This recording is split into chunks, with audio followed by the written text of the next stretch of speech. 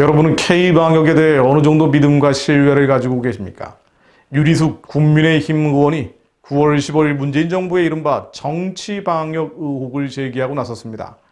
검사 모집단 수가 불투명하고 항체 보유율의 비현실성, 이 두 가지를 크게 지적한 것인데요. 사실 유니언 발언은 간헐적으로 상당수 국민들이 의혹을 제기한 것이죠. 그러나 국회의원 차원에서 나온 발언이라는 점에서 무게가 실립니다. 유리숙 의원은 확진자 검사 수에 대한 언급 없이 확진자만 발표하는 점을 먼저 지적했습니다. 유 의원은 주말에는 검사 인력이 줄어서 검사 수가 감소하는데도 마치 방역의 성과가 나타나 확진자 수가 감소했다는 식으로 발표되고 있다면서, 그러니 필요한 때는 검사를 늘려 공포를 조장한다는 의심과 정부가 방역을 다른 목적에 이용한다는 의심이 사그러지지 않고 있다고 지적을 했습니다. 즉 정부가 확진자 검사 수를 조정할 수 있기 때문에 결과 또한 임의로 느리고 줄일 수 있다는 요지인데요. 유리숙 의원은 1,440명을 대상으로 한 코로나19 항체 검사에서 단 한 명만 항체가 나왔다는 방역당국의 검사 결과에 대해서도 의문을 표했습니다.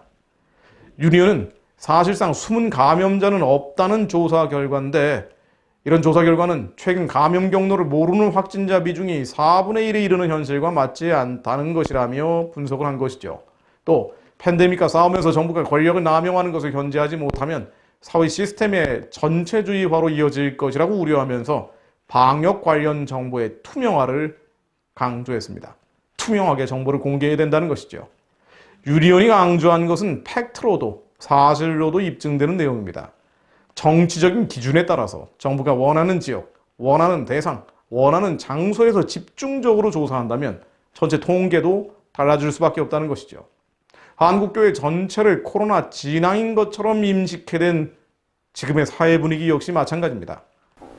저도 몇 차례 인용한 자료입니다만은 서울시 9월 2일자 보도자료를 보면 전체 확진자 4,062명 중 사랑제일교회를 포함한 교회발 확진자는 15.8%인 645명입니다.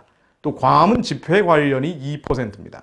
그런데 기타 원인불명, 그 원인을 알 수 없는 사람들이 1,955명으로 48%에 달하고요. 경로 확인 중인 대상이 675명으로 16.6%입니다. 9월 8일자 통계 역시 비슷하고요. 어제자 통계를 다시 제가 들여다봐도 49%가 기타 원인불명으로 분류가 됩니다. 두 달 전인 7월 8일에는 서울시 전체 확진자 1,385명 중 333명, 즉 24%만이 경로 확인 중으로 나왔죠. 그런데 광복절을 즈음해서 기타 원인불명이 절반 정도로 나오기 시작했고요. 교회만 집중적으로 조사해서 20% 미만의 확진자가 나오자 이를 근거로 전체 교회 예배를 중단시킨 것입니다. 도대체 기타 원인불명 절반 정도의 확진자가 무슨 원인으로 나왔는지에 대해서는 밝혀지지 않고 있습니다. 그럼에도 교회 전체가 마치 코로나 진앙인 것처럼 주홍 글씨가 새겨져 버렸죠. 우선 선행돼야 할 것은 유리숙 의원의 말처럼 방역 관련 정보에 투명합니다. 그런 과학적 조사가 나와야 정말 한국교회 전체 예배를 중단시켜야 할 정도로 교회가 코로나 진앙인지 그 근거인지 판단할 수 있습니다. 그럼에도 상당수 한국교회, 상당수 그리스도인들마저 오히려 이런 상식적 의문을 제기하는 사람들을 극단적인 세력인 양 비난합니다. 그리고 반기독교 성향의 유사 전체주의라는 독주에 취해가고 있는 모습입니다.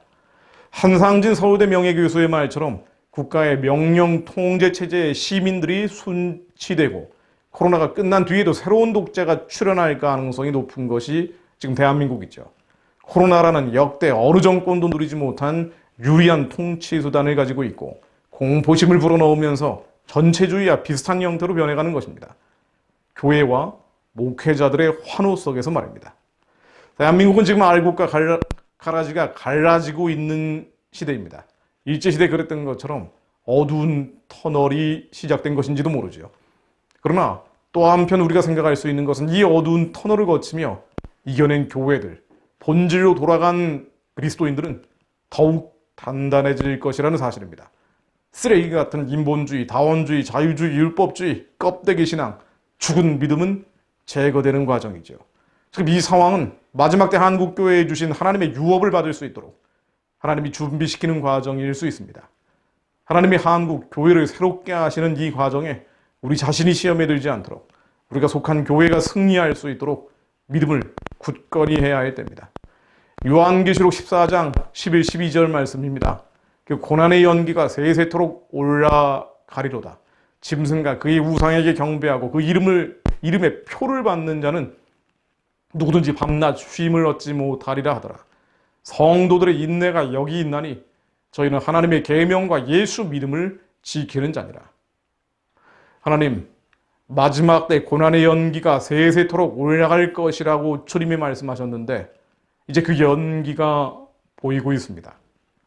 그 연기의 끝자락 앞에 서 있는 이때 세상의 우상에 경배하지 않게 하시고 인내로서 하나님의 계명과 예수 믿음을 지키는 자들이 바로 우리 자신이 되게 하옵소서. 주님의 말씀 끝까지 지켜내므로 승리하는 자들이 되게 하옵소서. 이 시대를 분별하게 하시고 거짓과 미혹에 넘어가지 않게 하시며 끝까지 예수 그리스도 이름으로 승리하는 자들이 바로 우리 자신이 되게 하시고 우리가 속한 교회가 되게 하옵소서. 한국 교회 가운데 이기는 자들이 일어나게 하옵소서. 예수 그리스도 이름으로 기도했습니다. 아멘.